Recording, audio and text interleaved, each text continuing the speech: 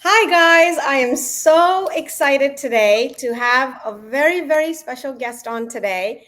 She is someone that I have followed on social media for at least 2 years. And I had to have her on as a guest today. If you follow her Instagram, she has one of the most colorful, fun, and real Instagram accounts out there for women, especially in the 40 plus range. She is phenomenal at what she does. And I actually reached out to her because I felt I wanted her to be on my channel. You guys know I teach and I love teaching. I have a passion for teaching, but she does it to such another level and does it so well. And I actually asked her to come on because I told her she is the how to my why. So I teach you guys all day long why we do this, why we learn this, why the body works, which, this way, that way. I teach you guys all day long about the why, but she's the how to my why because she teaches you how to do it. So I'm so excited to introduce today.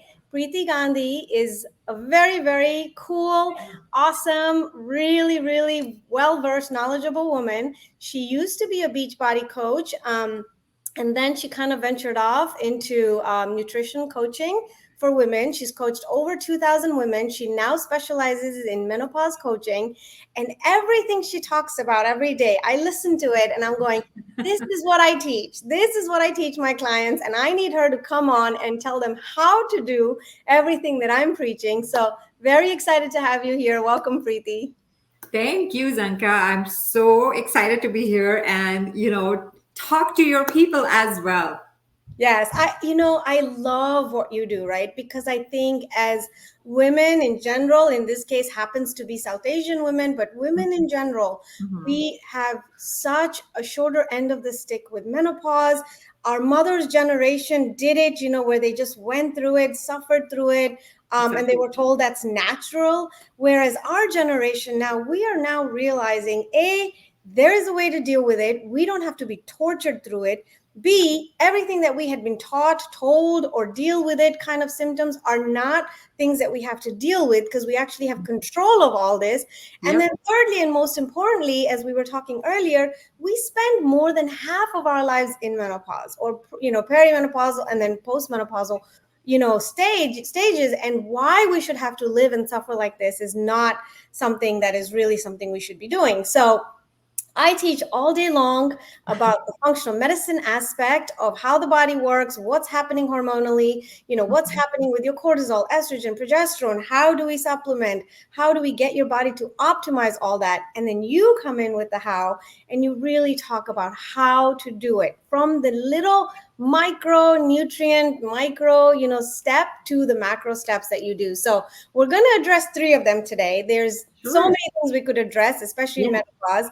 You talk a lot about cortisol, sleep, and all of that, and how Mhm. important it is. I talk about a pie, and there's 8 pieces to this pie to dealing with menopause, weight gain, symptoms, all of that. So we have different techniques, but there's so much that we can talk about. So we're going to address three of the main ones today. Uh, Okay.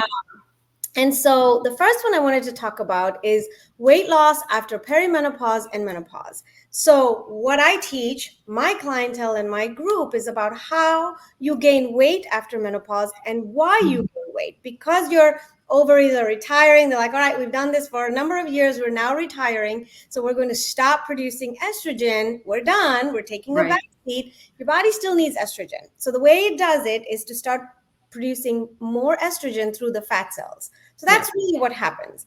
And so we go into what's called estrogen dominance. And when we go into Mhm. estrogen dominance, we then start getting insulin resistant. That means your body needs more and more and more insulin to do the job. And Mhm. so the number one test that I tell my patients your doctor is not doing is fasting insulin because you want to see how much insulin your body is producing. And so if, in our 20s, we maybe needed 6 units of insulin to digest the same amount of food, which now in our 40s, we probably need 20 units of that insulin. So Right. that's the number one test our doctor's not doing. And I really teach all that stuff. But so then the question becomes, how do you become insulin sensitive where your body needs less insulin to do the same job so you do not gain weight? And this is where your food, your meal prep, your everything comes in. So tell us about how to become more insulin sensitive. You preach protein, you preach all this stuff. Tell us. Definitely. So the number one thing, that I definitely focus on, if you check my page, I talk a lot about protein. And protein is something, women in general don't eat enough. And especially if you're a vegetarian, it's even lower. All Right. right. So like 60% of women are not eating protein, and more than the number is higher for vegetarians. And when we look at as vegetarians, we're always like, oh, I'll eat my yogurt sometimes, I'll eat my dal, my lentils sometimes, and it's always a sometimes, but you're not actually eating adequate. And truly, to overcome these challenges with your weight gain during perimenopause, menopause, or postmenopause, you do have to increase your protein intake. I mean, not only it's going to help you with maintaining your blood sugar level, and not just protein, it has to be paired with fiber, which we'll get into, but protein is like the number one thing that I focus also with my clients to learn how to start including it. And it's funny because I tell people, if the first thing you want to start with also is like your breakfast, right? Like, let's start with one meal, let's build it up to have a decent amount of protein, and slowly through the day gradually increase your protein. Now, I'm never going to tell you increase 100 in one shot, but let's build on it, right? Baby steps, Habits are built on it, because your body might go into shock and be like constipated, you might not digest it well. So you have to work with your digestion as well, how you metabolize your proteins, but learning your sources of proteins, right? So there's so many different sources where you can get proteins. I'm not demonizing like lentils or legumes or beans. right? You do need that. That is highly recommended in your menopause journey as well. But you do have to realize that it is a high carb protein, right? So the proteins in that is higher. So when you start to switch to a little more leaner proteins, and when I mean by lean proteins, it means it's lower in carbs, higher in protein. Those are the type of proteins that you want to start including in your diet, right? And those are like your tempehs, your tofus, your seitan. It could be textured vegetable protein. So these are all like plant-based proteins that you can start including. And if you're non-vegetarian, you definitely can bring in eggs, chicken, fish. Like, all those type of sources are amazing, for your health. Right. And the thing is, and this is what I teach too, is when you eat proteins and healthy fats, your blood sugar spikes very Mhm. little versus if you're eating carbs. You're going to really Absolutely. spike it. And Yeah. so the more you teach your body to really have minimal spikes throughout the day, you're going to make your body less insulin resistant, so more insulin sensitive, but Right. then also start losing weight. So I agree with you 100%. This is exactly what I teach my patients when they come into my practice. I don't say, okay, we're going to overhaul your whole diet, because they're going No, to fail no, and they're not going to work with me, because that's not a great way to do it. I mean, no. I start with breakfast. That is the most important meal. So Mhm. I agree with you 100%. If I have vegan patients, I have a whole plan for them. If I'm, non-vegetarians, eggs, chicken, you start with that. But the breakfast is the most important meal. And if you can make just one change for a month, just change your breakfast. That is such a good point. And it's funny that you and I do this in parallel. Absolutely. That's the one thing I always work with. I never tell my clients we're going to work through all your meals. I Yeah. tell them this is the baseline. Like, this is where we want to get at. This is your goal, your long term goal. But we're going to start with one meal at a time. And I always start with the breakfast. And I even talk about this a lot on my page, because it is the easiest thing to change. But I've also heard people who have followed and tried, they're like, but then I don't feel hungry for the rest of the day. That means your nutrition needs work. Right. Right. You should feel hungry. That means, there's so many other factors. You're not getting enough movement, you're probably not hydrating. It's just your overall lifestyle is not supporting that. So that's Right. another reason why Right. you And want the to. thing is, Yeah. if you follow Preeti's social media account, I've seen this dramatic change with you just your protein and your intake and all of that. I think, and I tell my patients all this, luckily for you, you have, visuals and photos and everything, videos. but it's part of it is inflammation. It's It is really inflammation, that big time, inflammation down, because big when time. you're constantly producing so much insulin, it's very inflammatory. Insulin Hmm. is the cause of 8 of the most terrible diseases today, from cardiovascular disease, diabetes, even Parkinson's, Alzheimer's. They're now saying type 3 diabetes, cancer. So the more and more insulin you're producing, you're more inflamed. And so Exactly. just automatically bringing your blood sugar levels down, bringing your insulin down, you're starting to take the inflammation away. And you've made this dramatic, you know, transformation, if I can. And you're so good about documenting it, but you're like a living example of how this is done and how it works. And that's exactly where I was going with this transformation, because I knew what needed to be done, but doing it consistently, I think, is the key. And switching up my sources of protein, not just depending on the legumes and beans, which I used to early on. And it used to be fine, in my perimenopause phase, also, it used to be fine. But then this scale started to move. The inflammation was the biggest thing that went up. And I was focused on reducing inflammation because, like you said, when your inflammation is up, it will hold on to the weight for Mhm. you. And second, you start to see the repercussions of that through so many other conditions, like your sleep gets impacted, your energy gets impacted, your night sweats increase. Like there's so many symptoms from that, switching up the proteins and focusing more on those lean proteins made a huge Huge difference. difference. And when people come to me and say, no, but I want to eat what I eat existing, I'm like, you will have to make changes. There is no way I can say you're going to eat 100% of what you're eating. You might not have to give up everything, but the portions have to switch, change. Like Absolutely. you I can't tell cannot. you how many parties I've gone to and people get into arguments because they're like, no, beans and lentils and all that is protein. And I tell them, I Mhm. agree with you, it is protein, but it has more carbs. So with my patients, I give them this table that has every protein listed out. So kidney beans, chickpeas, black beans.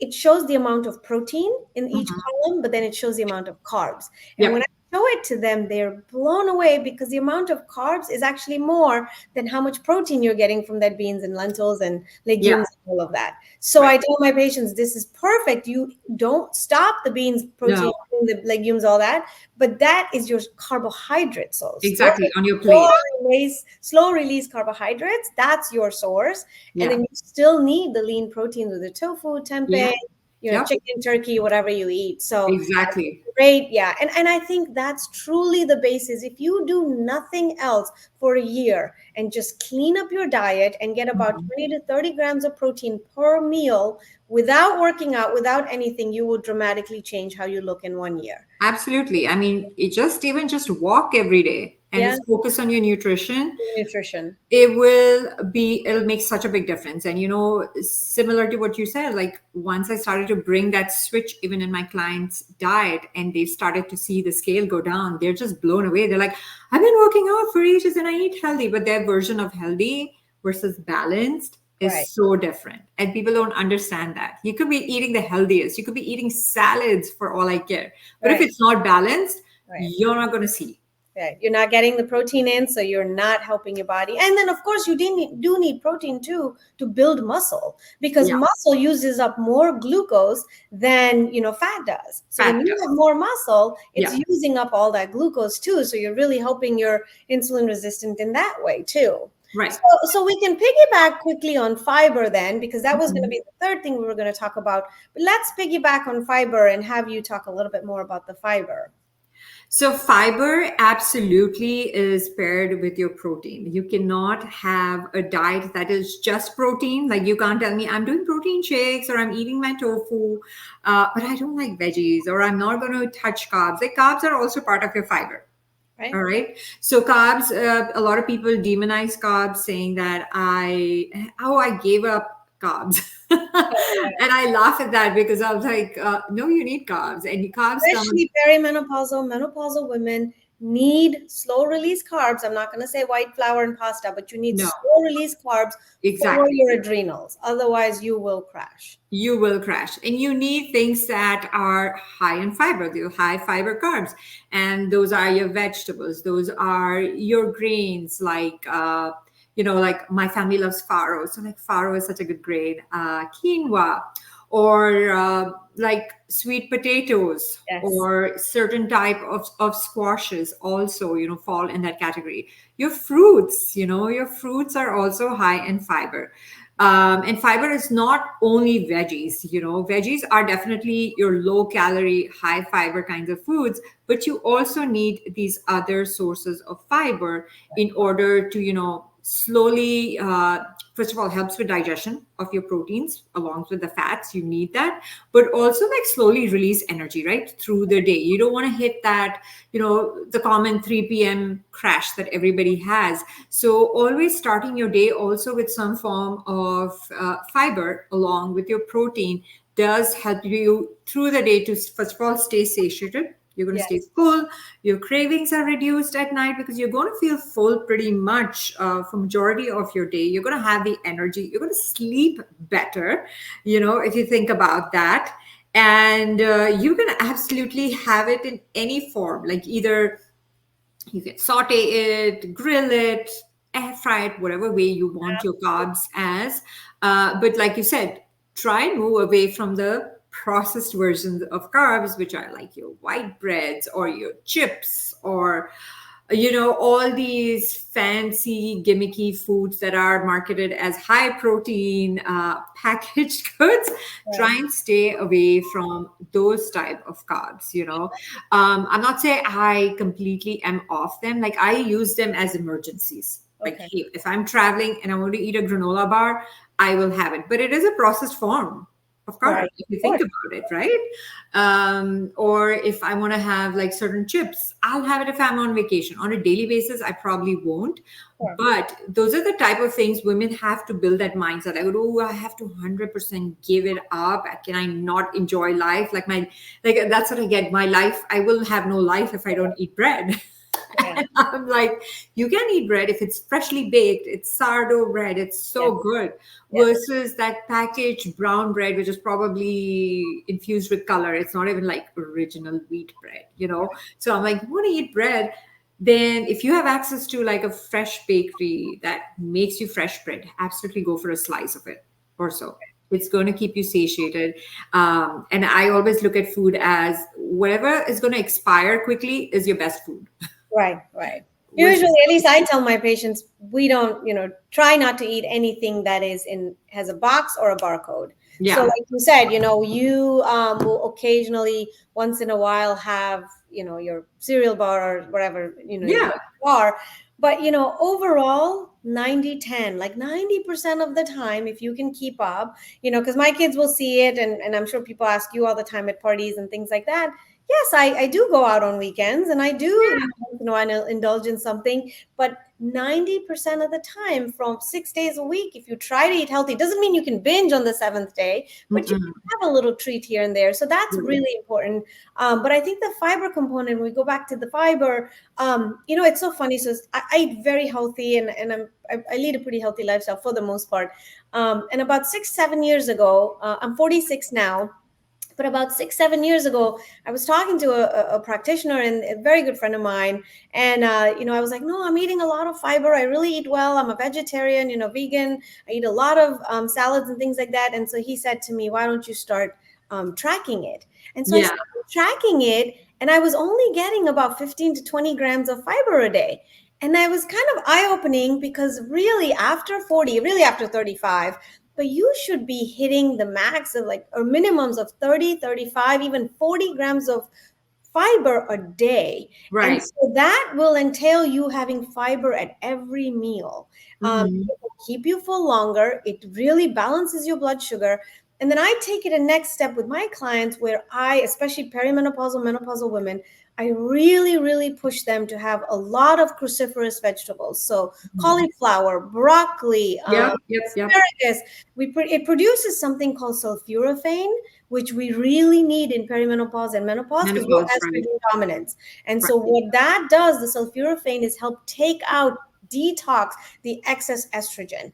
And that really helps you lose weight. So, the fact It that definitely does. yeah, that I was eating one salad a day, which I was like, oh, I eat a lot of fiber. And then No. my dinner is Indian food. So I eat a lot of Indian vegetables too, but that's not enough. Then I Hmm. started incorporating after 40. lot of cauliflower, cabbage, Brussels sprouts, things I like that. do, yeah, all that. They're phenomenal for perimenopausal, menopausal women. And the other thing also I want to mention is, a lot of times in perimenopause, menopause, we think like eating a salad is like so healthy, but Right, sometimes it doesn't do well with your body. right. That's the other thing that women don't realize. When I see women in my practice who want to eat a salad for lunch because it's convenient, I'm like, all right, but the scale won't move. Then I'm like, all right, how about you switch it up with one of these veggies that you just mentioned and cook it, like steam it, Yeah, saute it. Just breaking down even the way the raw versus cooked makes a huge makes a difference. huge difference, It right? And makes a I huge love that difference. you do the meal preps on Yeah. Sundays. You have a fabulous meal prep plan. What I do is I just take a big baking sheet and I just line Brussels sprouts, cauliflower, sweet potato, zucchini, whatever, asparagus, and it's one tray that you put in the Yeah. oven on Sundays. That's what Then I you do. divide it, and that's it. Like my breakfast, Yeah. lunch, and dinner, I will add vegetables everywhere. You don't even notice it then, and you're just getting Mm-mm. it in. And that way it's in Exactly. front of you. You know the whole tray you're going to finish that week. Exactly. So if you like, I bake easily two and a half sheets of veggies, and I just have it on rotation. Like if one week I'm doing cauliflower with zucchini and peppers and asparagus, then the next week will be Brussels sprouts. So even if you have that rotation built into your schedule, and you'll know exactly what you need to grocery shop, Yeah. it just makes life so much more convenient. And literally, like you said, like I portion it out before time. So on Sundays, I just love to portion it out so that I don't have to go and like pick it out even from a big bowl and then build my meals. I just Right, build it right. on Sundays. Alrighty, that's what I do too. So it's just convenient, right? It's convenient for you. Nobody has the time. We all are busy humans. It's much easier to grab and go once you have your fiber figured out for the week, you have your proteins measured and figured out for the week versus thinking I ate tofu versus I measured and I'm eating this much, these many grams. Like if somebody can tell me exactly how many grams of protein they're having per meal, I know they have tracked and they're measured and tracked. Yeah, right. Versus somebody saying, I eat it, there's a huge difference in that. Yeah, it's until you start tracking, you won't even know. You You know, won't even know and so I mean, even with my clients, I really push for at least 30 grams of protein per day and per meal. per And so meal. if you do Yeah, 3 meals, breakfast, lunch, and dinner, that's 90 grams right there. You're golden. exactly. And then Yeah, if you throw in a protein shake, for a snack, which is what I do, if you do eat milk, then you throw in some cottage cheese. I mean, you're at 110 easily. That is exactly. very, very easy to achieve. Very, very easy. And that's why, I start them off with even because 30 grams is a lot for someone new Right. starting out. You can't even start at that point. But just even pushing for like 20 grams Perfect. Yeah. per meal, because then gradually you can increase it by 5 grams, right? So if you even start with that method, it takes you a long way. Like even breakfast, when somebody starts and I'm like, how many eggs do you eat for breakfast? And they're like, oh, I eat 2 eggs. I'm like, okay, that's 12 grams. What about the rest? Right. And Right. they're like, what do you They're mean exhausted. rest? And I'm Yeah. like, all right, you need to have, you can add egg whites, or you can add cottage cheese. And they're like, that's too much. And I was like, Yeah. You're not eating enough.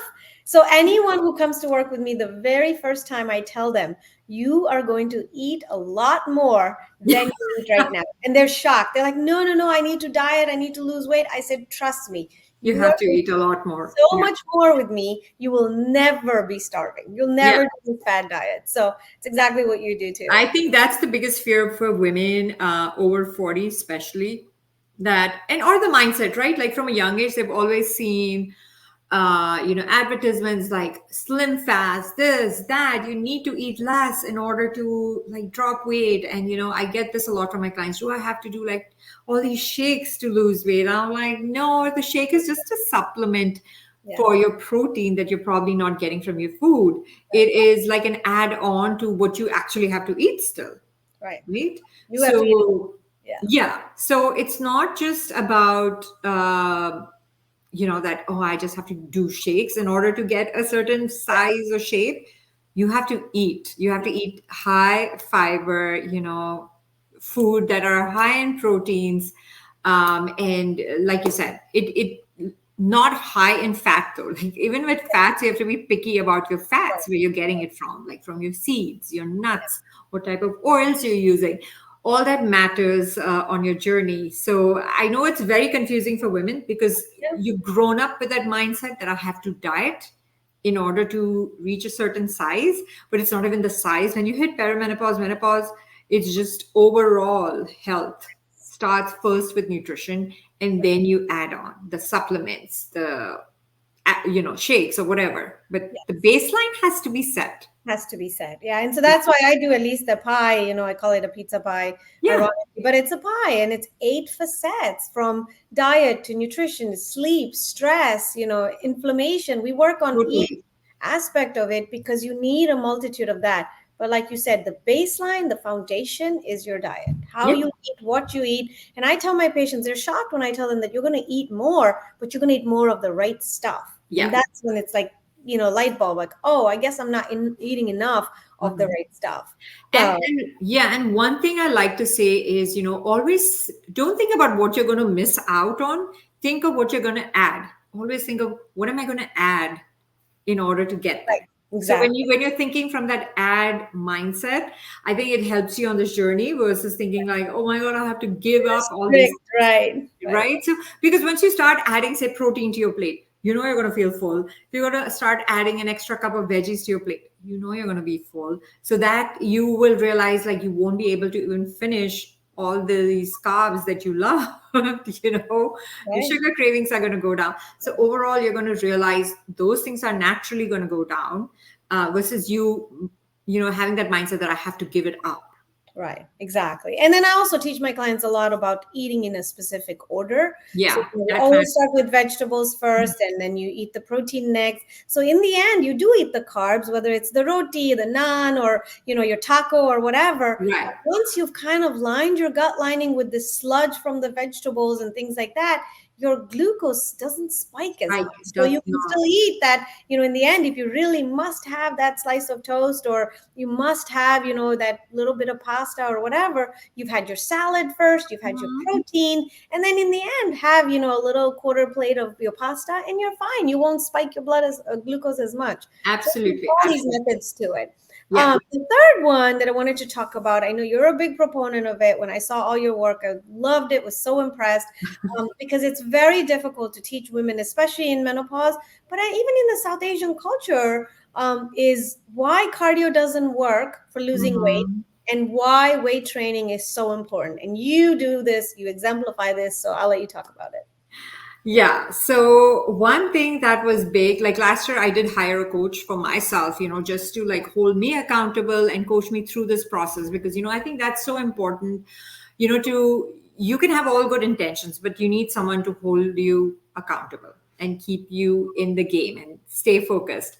So the one thing I learned and for myself I knew I had to do, which was very hard because I'm somebody who loves to work out every single day and high intensity workouts, was I needed to cut down my workouts, like no high intensity cardio and focus on doing walking. Walking is like the most underrated fat loss tool. So that was something I started was once I was in my perimenopause phase on my own, where I was like, okay, I need to hit 10,000 steps. And then it started to get easier. And then strength training, so progressive overload, that was like the other thing. I was doing strength training, but I wasn't pushing myself. I was doing it like, oh, I'm working out, but I'm like, am I really pushing my body, which I was not for a very long time. And name it, perimenopause or physical changes, and mentally you're exhausted in perimenopause. There's just like so many factors to it that even your doctor doesn't address. you Right. know um, and that's another story. So what I focused on was like with my coach was like 3 days of workouts. That's all I was doing. 3 days of strength training, but we were hitting weights. We were hitting, PRs like and increasing the weights for the same workout move. A lot of people think I need to switch up my workouts. I need to switch this. Like, no, you just need to stick with a plan. You Right. need to stick for a very long time, and it gets really boring at some point. And you're like, why am I doing this? Mhm. But you just have to stay in the game, put your head in the game. And, like I always say, put those blinders on like a racehorse and don't look left, don't look right. Just focus on your journey and try and increase the weights you're lifting and increase the reps you're doing. And over time, you will see that fat loss happening. All Right. right. The weight loss will happen. Your metabolism will fire up. Your muscles, you're going to start seeing that you're building muscles versus losing muscles becomes so much faster in menopause through and post menopause. It's mind blowing. Like I saw my body changing. Like Okay. literally, I was like, what is happening? I could not recognize my body in spite of somebody who was working out for so many years. Yeah. But I realized that, I had to stop switching from workout to workout. I had to stick with a set of workouts, and I just had to keep increasing the weights I was lifting. So once you start increasing the weights you lift, the weight on the scale starts to go down. Obviously, it has to be paired with nutrition. It's not going to magically happen. You could do the best workouts in the world, but if you don't pair it with nutrition, Right. it's not going to happen. Right. So cardio is not your best friend. You Right. can think that I'm going to jump around. Like now I've started like to run, and that's now after like 15, 16 months because I want to challenge my body. There's nothing wrong. Include one or two hit workouts, but that's like later, I would say. Initially, just walk your body as Yes. much as you can through the day because we are a generation that sits a lot. Right. We are not moving a lot. You're not. And we love our TV, we love our laptops, we love our phones. We're just constantly on it. And yeah, it's our work that we have to sit. Invest in a walking pad, walk Sure. around. If you don't have the access to it at your work, get up every 5 minutes, drink a glass of water. It's going to make you pee, go to the bathroom, you get a few steps in, go walk Right. around. Like just breaking it up, even through the day, you can get your Give steps a in. baby step. It's Yeah. it's not impossible. So just by doing these little things can Right. take you on your journey from like, not being able to lose weight, and you're going to start seeing the scale go down. But number one is to see the overall body fat drop in Go this down. Right. in this And phase it's of such your a it's such a misnomer where especially women think that the more cardio I do, the more I just keep running and all of this, I'm going to lose weight. And like I was saying earlier, you're the how to my why. And the why for that is because the more muscle you build, I touched upon it a little earlier, you build more muscle, you utilize more of your blood glucose. yeah. And so really that prevents more of the spikes. Also, muscle weighs more and muscle needs and uses more energy than Mhm. fat for that matter. And it So becomes a fat burning machine. Like your body will become a exactly. fat burning machine. Like cardio will burn few calories while you're doing the cardio. It's great for heart endurance. I'm not gonna like say don't Yes. like, but it's not gonna help you lose weight or get that toned body you're looking for. You're not gonna get it from cardio. And especially after 40, the more cardio you do, the more your body produces cortisol Cortisol because that it goes looks high. at it Yeah, as a stress situation. yeah, And so yeah. then you're with cortisol, high inflammation, your body thinks you're in fight or flight because you're being attacked by a tiger. So it's holding on to weight. And so Right. you don't want that. Now, walking, especially walking outside, really decreases cortisol. So that is Definitely. different. But other than that, the machines, the running, the high levels of cardio, high intensity, all of those things are actually detrimental and kind of doing the opposite effect of you losing weight in menopause, which is Yeah. why I see you every day and you're awesome about posting your workout videos and you're lifting all these weights. So, so important in menopause if you see So your body. important. So I've been important. working out for 23 years of my life. I don't think I've really ever stopped. And I am pretty muscular and all of that. But just myself in the last 2 or 3 years, like I said, I'm 46 now, I have seen a significant amount of muscle loss, Yeah. even despite always working out, because Hmm. now I'm getting into the perimenopausal phases. And so Yeah. my body is completely changing. What was lean and very toned, I'm still on the skinnier side, but I'm like seriously starting to lose some muscle and You definition. will. Yeah. And it just comes like that. Like same thing for me. Like over 2 years when that happened, I was like, oh my God, I better get my shit together. Yeah. you Yeah. know? Right. And like you said, like I was pretty religiously working out for like 6 years or so. And I started like when I turned 40, I was like, okay, I need to get disciplined. And I've had my on and off journey with my weight loss and working out. Like after having kids, I did lose a significant amount of weight and I was great shape. But I've had this on and off, on and off. But once I turned 40, I was like, that's it. I need to get into a habit of working out, eating well, and taking care. But in spite of that, yeah, the 2 years during that transition phase from perimenopause to menopause, I was like, what happened to my body? It Right. just shocked me how quickly muscle loss happens and how not eating adequate protein did that to my body. Like something so simple, I was eating protein, but I wasn't eating enough. And And it that's just where the really, protein becomes so important because that yeah, protein you eat, 100 grams, whatever, 80 grams, wherever you are, to get to build the muscle, yeah. that's perfect because then you're going to lose fat, burn more muscle. I mean, lose fat, and then you'll be able to burn more glucose and things like that. So, Exactly, exactly. And it was like once I doubled my protein, I saw that huge change in my body. And like you said, other factors, sleep, stress management, all that yes. matters so, so much. And that's what I was going to say. I mean, we could Yeah. keep talking. There's so many other factors that we could maybe, talk again about, but there's so many more things that go into Uh-huh. menopause. And I do a lot of hormone balancing with women too. I mean, that's a big factor. So hormone balancing, cortisol, sleep, inflammation, all Yeah. of those things really also come into play. It's not just one thing fixes all. But No. I think that the three things we talked about today and the foundation that you lay for your patients and clients and things like that, you explain the how and how to do Mhm. it, and I Yeah. talk about the why, because it's really the underlying issues to tell the patients, this is why happens, this happens, fat produces Mhm. estrogen, you go into estrogen dominance, whatever the whole cycle is, you teach all of that. So I Absolutely. really love this. I love that our generation now is taking their health seriously. They are really starting to work out. I mean, even our parents' generation, they worked out, but now we're focusing on the right things. We're focusing on Yeah. the right diet, the protein, increasing weightlifting and weights, and resistance training and things like that. There's so much to look forward to, but I feel that there's so much information out there that's still to be shared. Definitely, definitely.